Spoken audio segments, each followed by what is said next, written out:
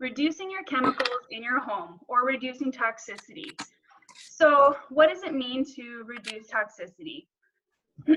So first, I feel like I need to define what household hazardous waste is, because that's really what we're talking a lot about today. So household hazardous waste, or HHW, is anything that is toxic, corrosive, ignitable, or reactive. And these are products that can harm people, pets, or the environment if used or disposed of improperly.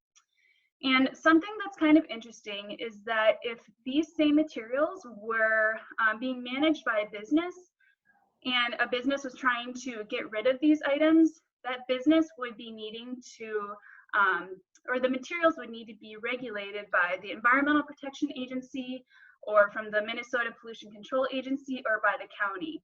They have quite a few more hoops to jump through on trying to get rid of their chemicals or hazardous materials. And so you as consumers, you as residents trying to manage these materials in your own home, it just puts a bigger sense of responsibility on you. That is kind of serious stuff, thinking about how you maintain these items in your home. All right. And just a reminder to please mute yourself. On the lower left-hand corner, you should have the mute option. Let's see here. Next slide. Next. There we go. All right. So we have products all over our homes. And this is just a good graphic just to remind us where we're storing these items, just to be aware of the products that we use, what we have in our home, and just to kind of take inventory. So I see a lot of people storing things in their kitchen, you know, having oven cleaner, the disinfectants, the wipes, the stuff like that. A lot of people have things in their garage stored. I know I do. Things like the oil, antifreeze, brake fluids, all sorts of stuff. So just being aware that we could have these things anywhere in our homes. Next slide. I love this image because this really is a reminder that what we do above ground affects what we have below ground. So a lot of people might think, so what if I use toxic chemicals in my home? So what if I use all of this material here? It's just going to affect me, right? That might not necessarily be the case. Somebody who might use fertilizer on their lawn, or your neighbor who might change their oil in their driveway and doesn't really take care of it. Once it rains, that bleeds to the river. And we as Minnesotans, we rely so heavily on our water around us that we have to remember that what we do above the ground affects the groundwater below us, because we rely on that for our drinking water. We're relying on that for swimming and just being able to use this water and have it not be contaminated with all of our stuff that we have as humans. So just keeping that in mind, that what we do affects the water around us. So who do we think is most susceptible to chemicals in our homes? Any idea? It's our children. So children spend more time on the ground where we find chemical residue. Kind of sad to think about, but these babies and children, their bodies are more susceptible to chemicals, and they absorb these chemicals into their bodies much easier and faster than our adult bodies are able to. So a bunch of my friends are having babies right now, and it's so exciting. And when they come over to my home, that's something that I'm thinking about, is as they're crawling around my floor, putting things in their mouth, think about all those things that could be affecting that child and that little teeny tiny human body. They are the most susceptible. So how do you know if what you're using is toxic? Next slide. So we have signal words. One of the biggest takeaways that I want you to get today is just to become a label reader. All potentially hazardous material have to have these signal words on them. Give me 1 second. Okay. all hazardous materials have to have these signal words on them. So this is a nice chart. Good morning. Hi. Just a reminder to please mute yourself if you can on your lower left-hand corner of your screen. Thank you. So this chart kind of shows if it's poisonous, that would be considered most hazardous, to caution on the top would be considered less hazardous. So all materials are required by law to have these signal words on them. And actually, before this presentation today, I pulled out my can of oven cleaner that I bought on a whim when I was moving, and just to see where these signal words were. So big takeaway today is just become a label reader. Know what you have in your home so that you can know how to store it and keep it safe. All right, next slide. All right. So this is a sample label that we can look at together. Again, labels are telling us all sorts of things about a product. What is this label telling us? So it's telling us the ingredients, what is in this product. It's telling us how to store and dispose of the item. It's telling us our directions for use. Does this need to be in a ventilated area? Should this product be diluted? And something that's really important too is the first aid instructions. What should you do if you accidentally inhale this item, or what should you do if a child drinks it? Like, it's really important just to have that label be intact and be able to read it and just to know what's on it. As I was reading my oven cleaner this morning, I noticed that it said, please read entire label before use of this product. And how many of us consumers actually stand there in the store and read an entire label before they buy it? But that could be really useful, really helpful, just to know what you have in your home. Alrighty. Something to watch out for as you are normal consumers in the store is just to watch out for greenwashing. So greenwashing is an industry term that we use when a producer wants to sell their product. They know that consumers are becoming more aware of what they're buying, and that they want to buy products that are good for the environment. And that's an awesome thing, that a consumer wants to buy things that are good for their home, for their environment, for their kids. And so producers are putting these terms on labels in order to sell the product. And so things like water-based, biodegradable, non-toxic, all natural, environmentally friendly, really, that doesn't mean anything. This is just a term that they're using, greenwashing. So they want you to buy their item. They want you to use their item. They might even have a green product so that you think that you're buying a good product for your home. But really, what we want you to look for is look at the ingredients on your product. Look for the third-party certifications, look for logos. I know this is a huge list of just different certifications that you can look for. Just a few that I'll point out. My dish soap that I buy, I just noticed it has this certification on it. And this just shows that the product that you're buying is actually safe for your home. It's been vetted by organizations that have your family, your health in mind. The BPI symbol is one that we see for compostable products, that the products will actually compost if put in a large-scale industry compost facility. So these are just some different logos that you can look out for.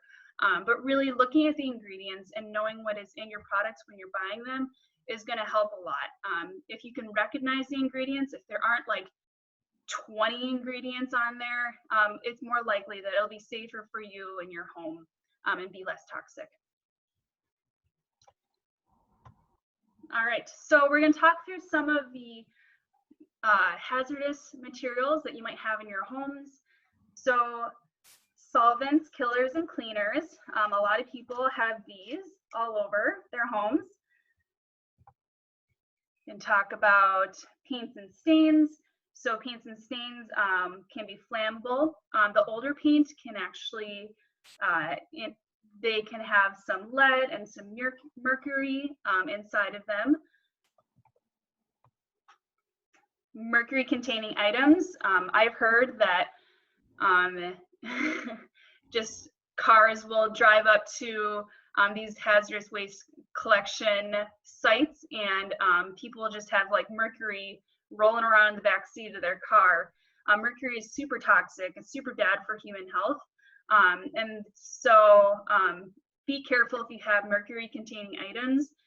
So you can find mercury in thermostats, thermometers, mercury switches. So you can take these items and get them recycled properly or contained properly. Fluorescent bulbs. Fluorescent bulbs in themselves are not bad for you. They're okay as long as they don't break. So my mother, who I love my mom a lot, she heard one report about fluorescent bulbs being toxic if they break. And so she panicked and got rid of all of their fluorescent bulbs and gave them to me to recycle.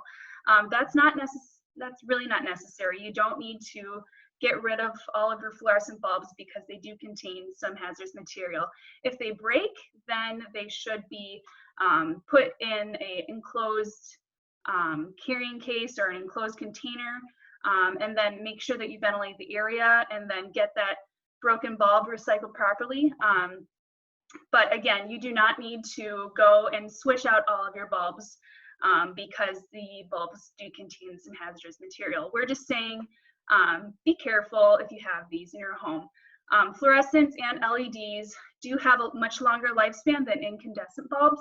So they are better to use in your home than the incandescent. Batteries, a lot of people have batteries in their homes. Probably the most common are the single-use batteries. And then consumer electronics, not really what you would think of when you hear hazardous waste, but electronics have a lot of precious metals and chemicals inside of them that help them work properly. And so when you're done using them, you just need to be careful of how you get them managed, get them recycled. And then last year for my birthday, my aunt sent me a happy birthday card where you opened it and it said, "Happy birthday, Kirsten." So what a lot of people don't really think about is that that's actually a hidden hazard. There's actually a little chip inside of this birthday card and a little battery that will need to be taken out of that card before I throw it away. That little chip and that battery should be recycled properly.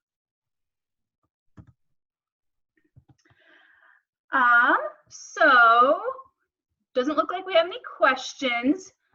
Again, feel free to ask questions if you think of anything along the way. So what can you do about these items? Store them properly. Definitely try to keep these products from freezing. Keep them away from heat and ignition sources. Be sure the original label is intact. When we work at these household waste collection events, we have 4 a year at Dakota County.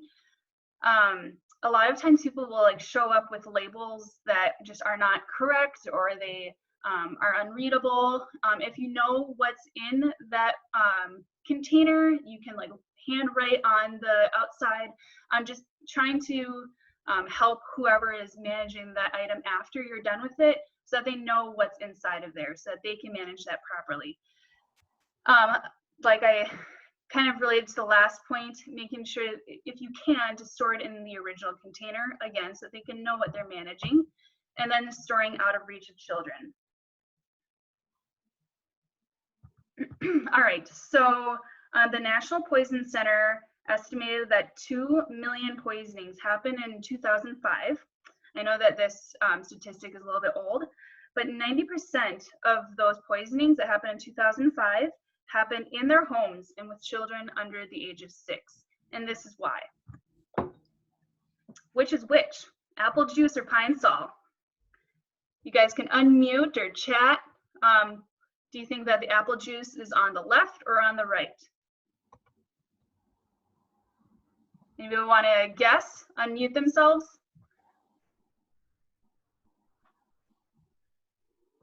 All right.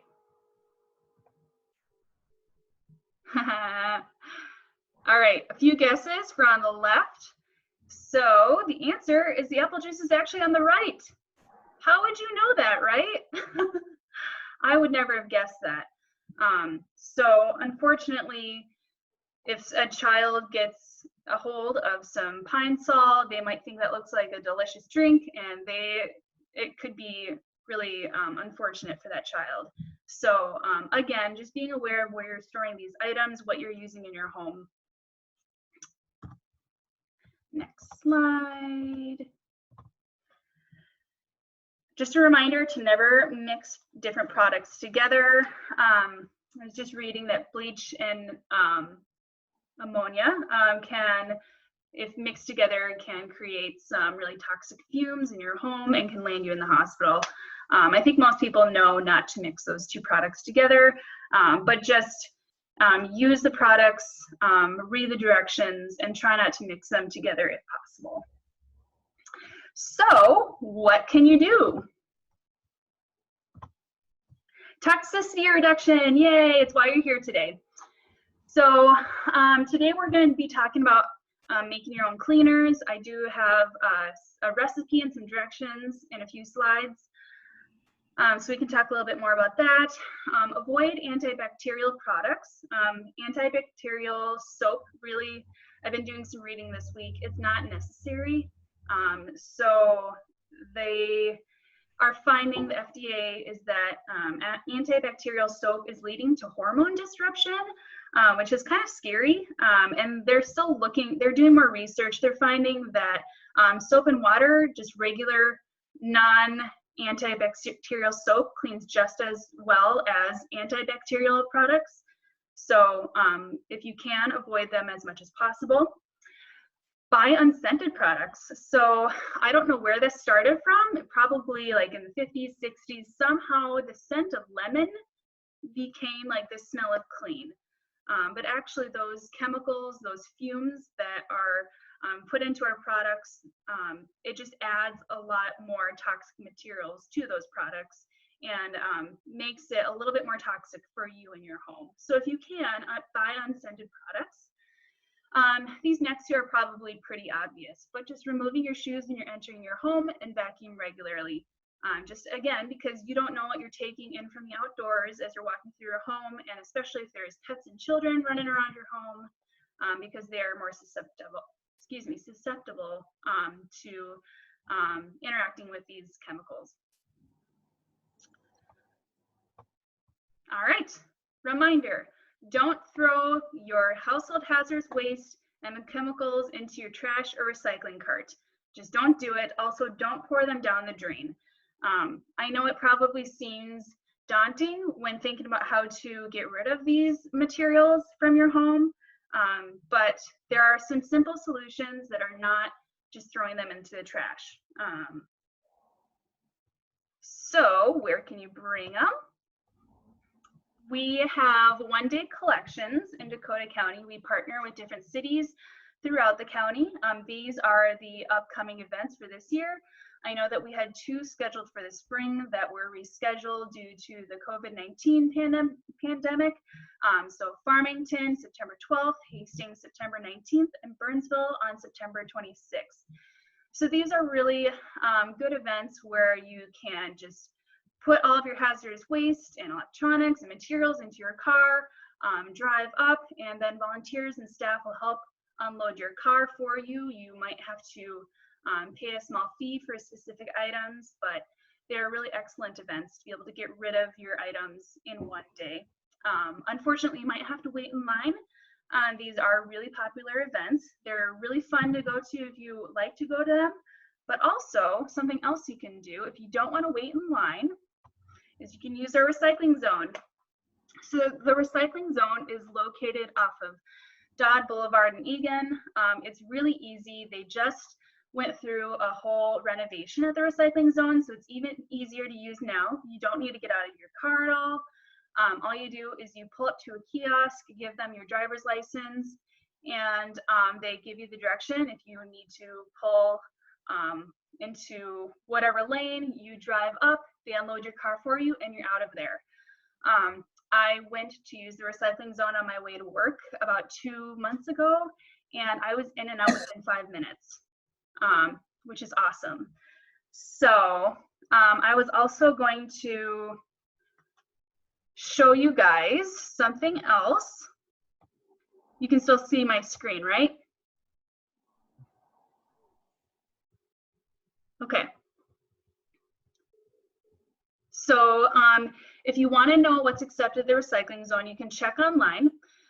So I look at this all the time just to double check before I go into the recycling zone.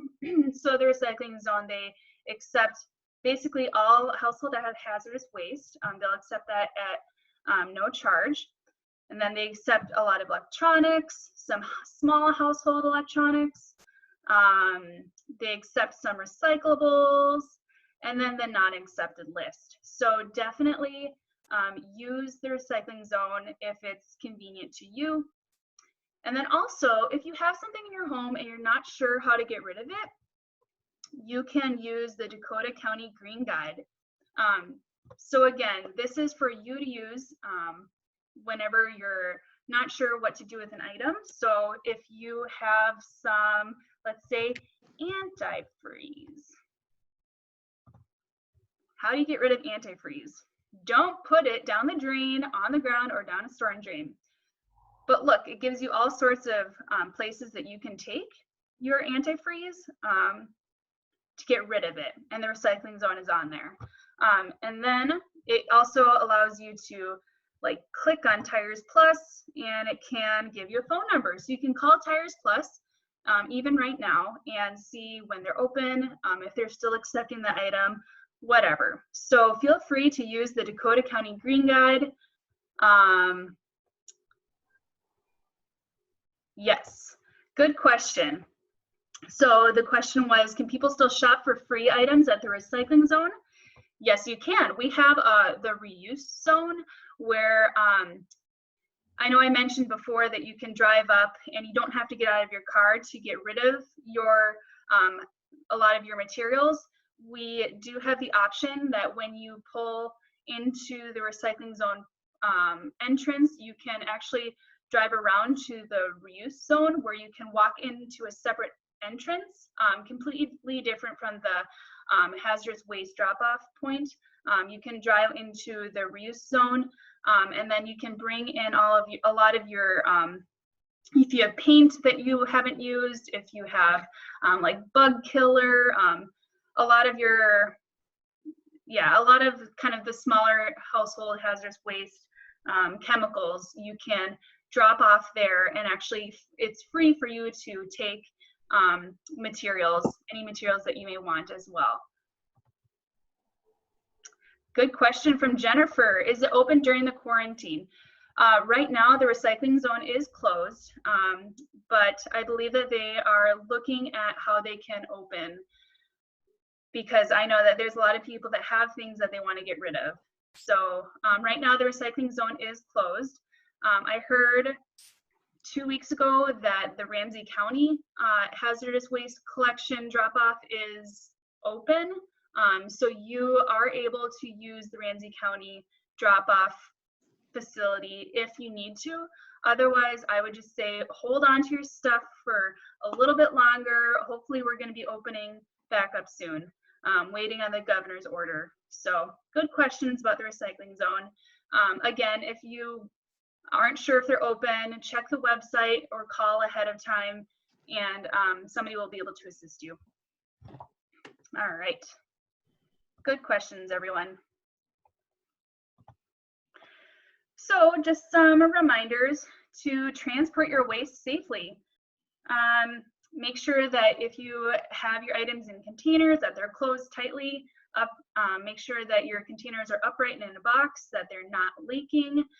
I don't know why people do this, but don't mix your bulbs and batteries together, because what tends to happen is that those light bulbs will break, and then there has to be a volunteer that has to actually separate the bulbs and batteries from each other.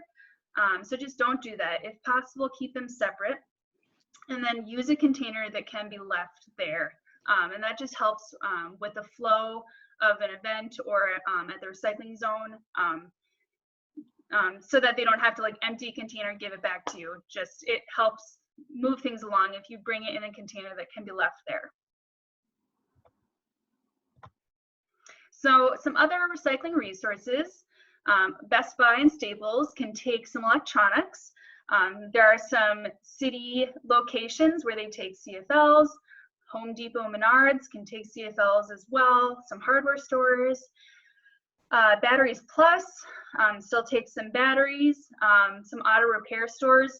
And I know I didn't mention this earlier, but we really, really, really don't want people to be putting their batteries into the recycling carts.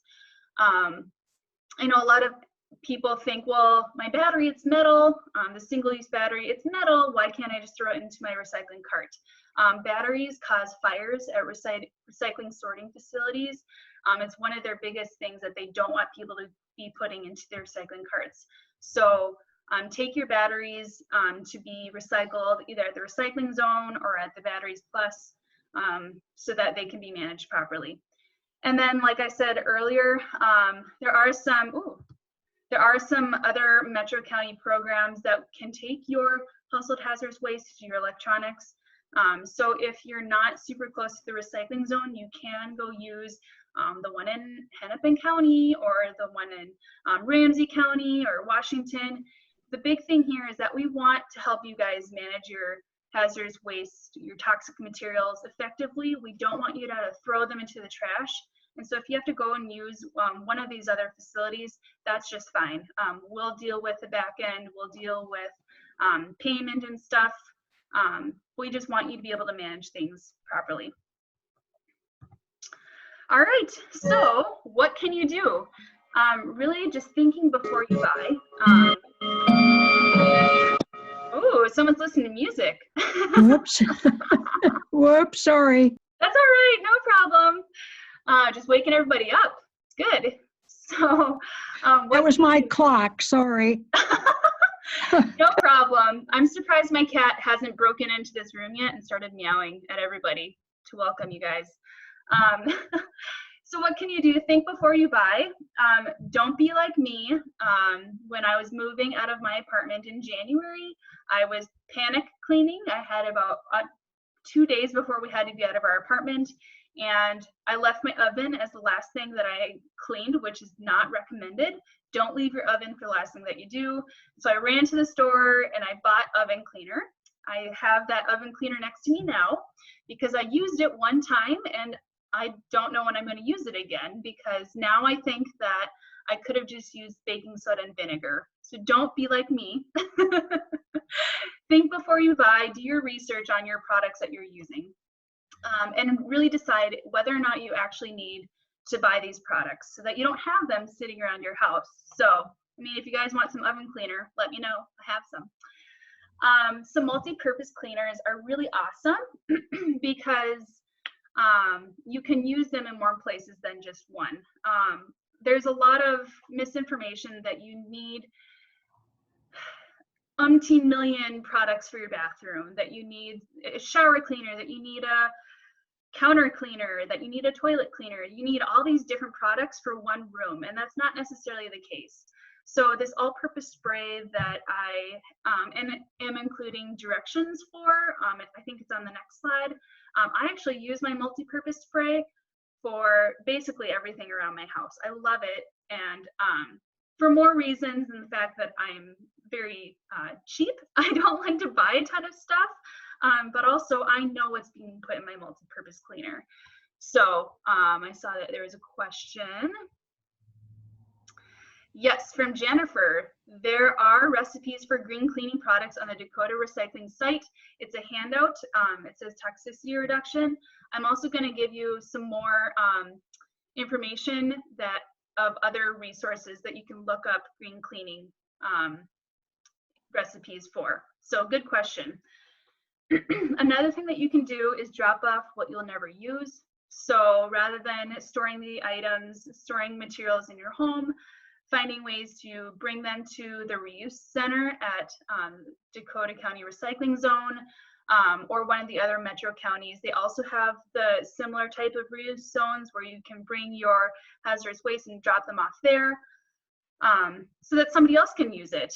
It's a form of reuse that works really well, so that you don't have to keep buying new products or storing the products that you'll never use. Over my time of being a roommate in college and after college, I've lived with multiple different people that had tons of cleaning products, and as they moved on, they basically said, hey Kirsten, if you don't take this toilet bowl cleaner, I'm going to throw it away. And so I had toilet bowl cleaner for years. It was products I would maybe necessarily buy for myself, but I wanted to use it up because it was still fine, it still worked well. And before I started using green cleaners, I used up what I had in my home, and that's just fine. Again, it's okay to not be like my mom and not freak out and try to get rid of everything because you're worried it could be toxic. It's okay to use up what you have if that's what's right for you in your home. I see your question. Give me 1 second. Again, become a label reader. Before you buy, look at the label, see what's expected of you, see the ingredients, know what's expected, if it's really toxic, if it's not. And then number 6, to make your own cleaners. So again, we'll talk a little bit more about that in the next slide. Just look at this question. Cool, so Terry always gets their cleaning supplies from the recycling zone. Yes, that's awesome. So good reminder that the recycling zone at the reuse center, they do have cleaning supplies. So you don't even have to buy any, because a lot of people buy all these cleaning supplies or materials and they just never get around to using the item. So they bring it to the recycling zone for somebody else to use. And that is a really great reason why we have the reuse zone at the recycling zone. So that you guys don't have to keep buying new products. All right, next slide. Guys, I'm getting better at Zoom, I promise. All right, so I thought about making this all-purpose spray on camera for you, but I decided not to because it would probably be way too exciting, me spilling vinegar everywhere. So I just decided to include kind of the directions, the materials needed. So this is the all-purpose spray that I use. It literally takes about 5 minutes. All you really need is an empty spray bottle, some vinegar, essential oil is optional, and then some warm water. You can use warm water. The water I use is, I mean, it eventually cools down. I don't really know if you need it to be warm when you make your all-purpose spray. Some people think that having it be warm water helps it kill more germs and clean more effectively. I don't know if that's the case because vinegar actually can kill almost just as many germs as like bleach can. And then also having dish soap, having it be non-antibacterial. So that is the ingredients. So that just the directions is to pour a 1/4 cup white vinegar into a spray bottle using the liquid measuring cup. You can add the essential oils into the spray bottle, then fill it with warm water first, and then add the 2 teaspoons of the non-antibacterial liquid soap. So I can send these directions out to you guys if you want. Again, it's super easy.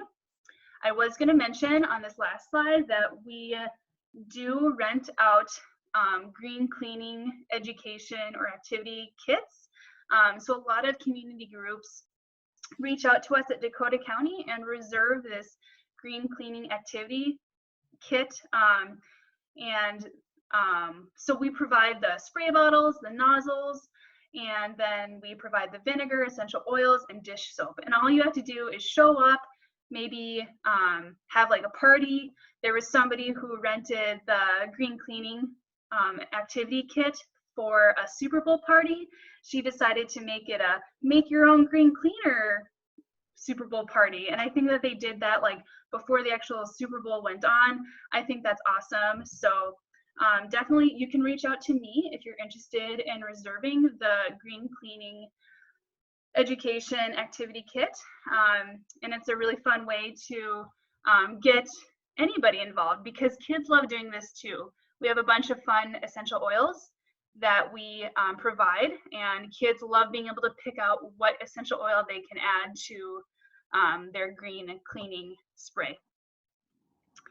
Oh, good question. How much water to vinegar? So on the instructions, next slide, so if you use a 1/4 cup of the white vinegar, all I really do is you just fill the water the rest of the way. I would say maybe having it be 10-20% vinegar to 80% water. That would be a good way to look at it. I honestly just eyeball it. When I make my all-purpose spray cleaner now, I just kind of pour I pour like a little bit of vinegar in the bottom, fill it with water, and it'll do the trick. So,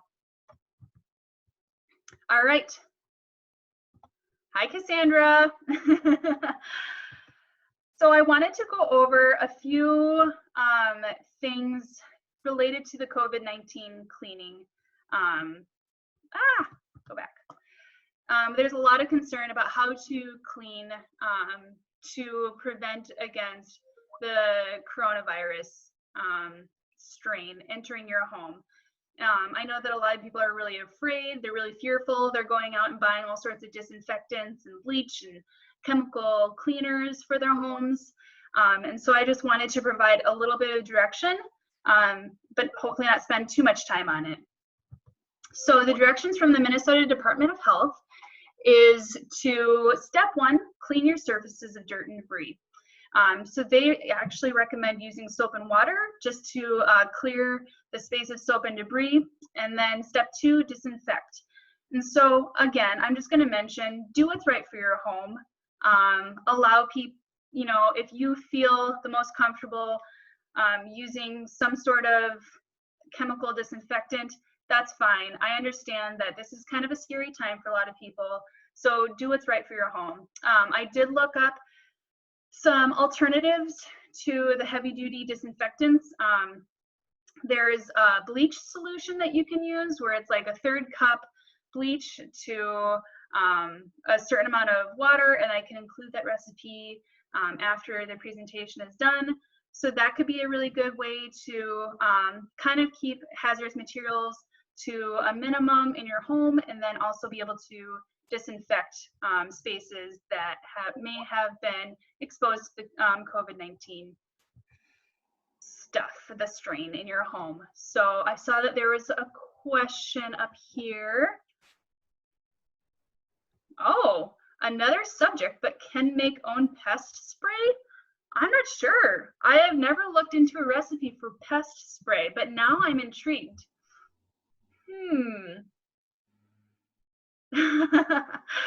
Yes, Pinterest is awesome. There are tons of recipes on Pinterest where you can learn how to basically make everything. There's a lot of DIY stuff on Pinterest. And so, yeah, now I'm really curious about pest spray. Maybe I'm going to look something up and send it out to you guys if you're interested. Good questions. All right, and then I anticipated this question as well. There's also a lot of fear of having COVID-19 contaminate soft and porous surfaces.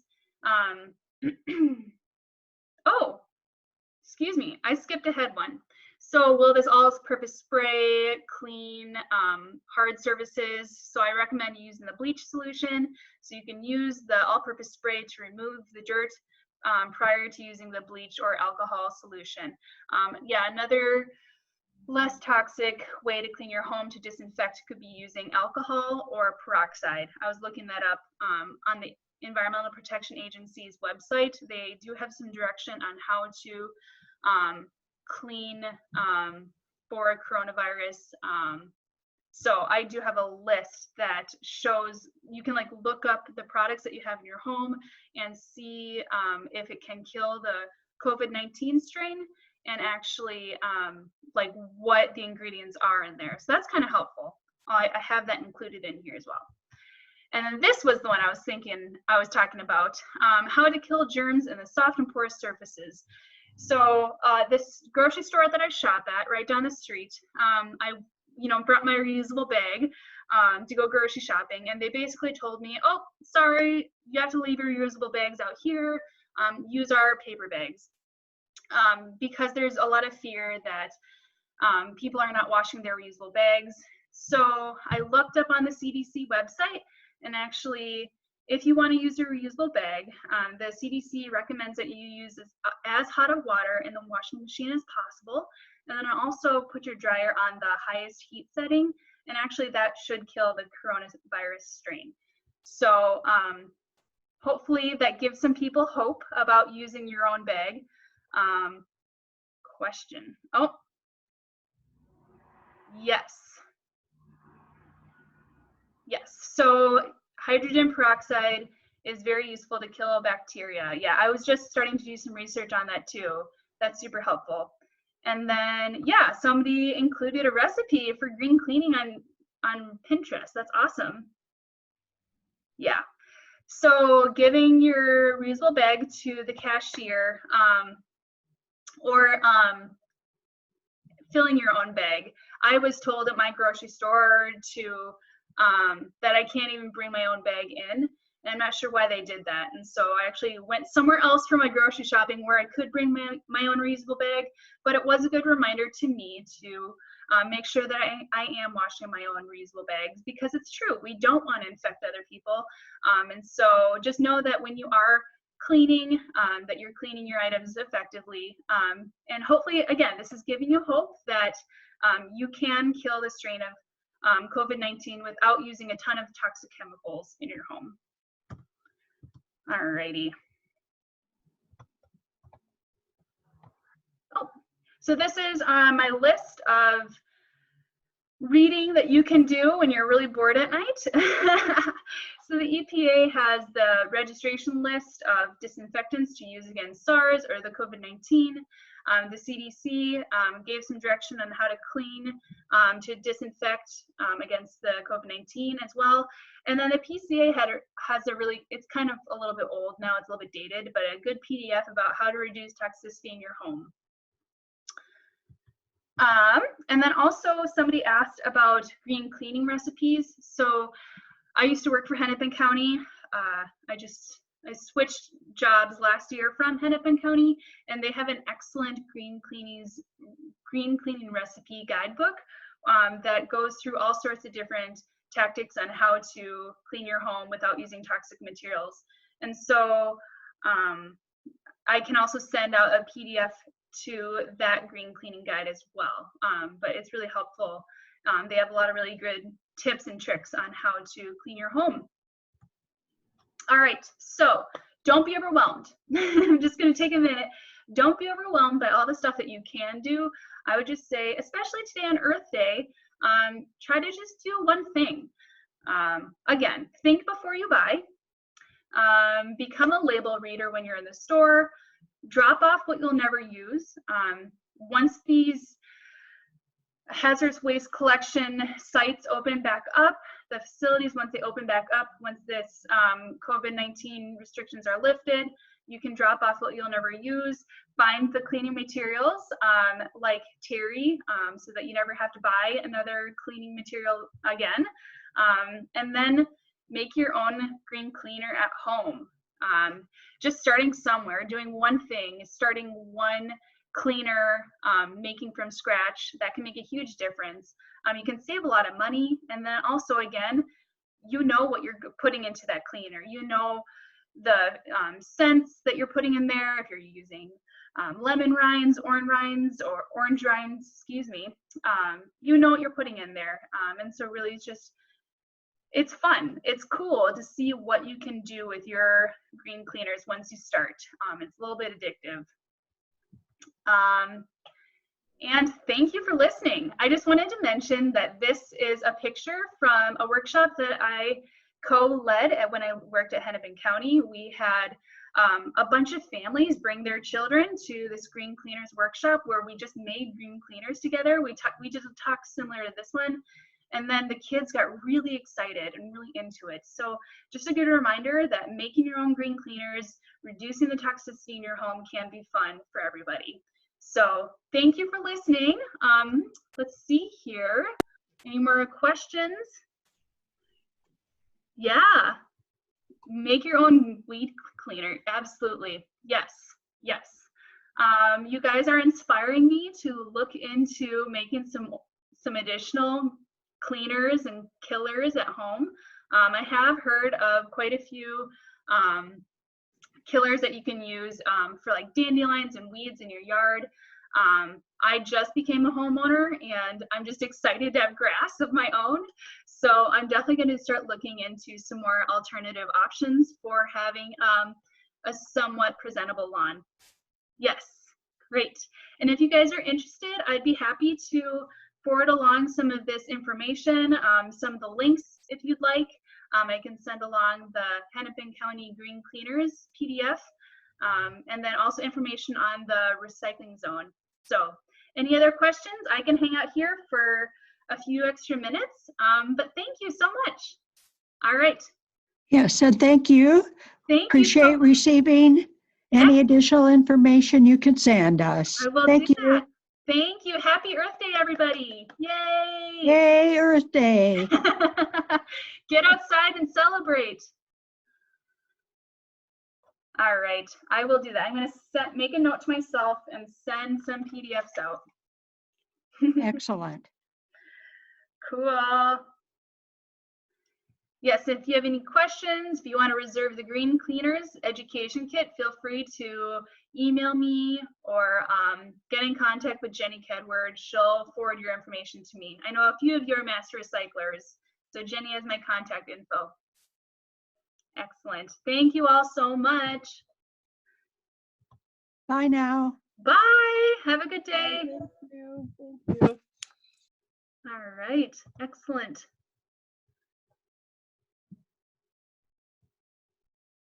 All right.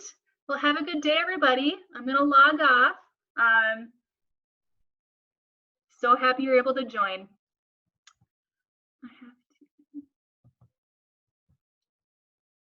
Oh, Cassidy was here. Hi, Cassidy. I hope you enjoyed the webinar.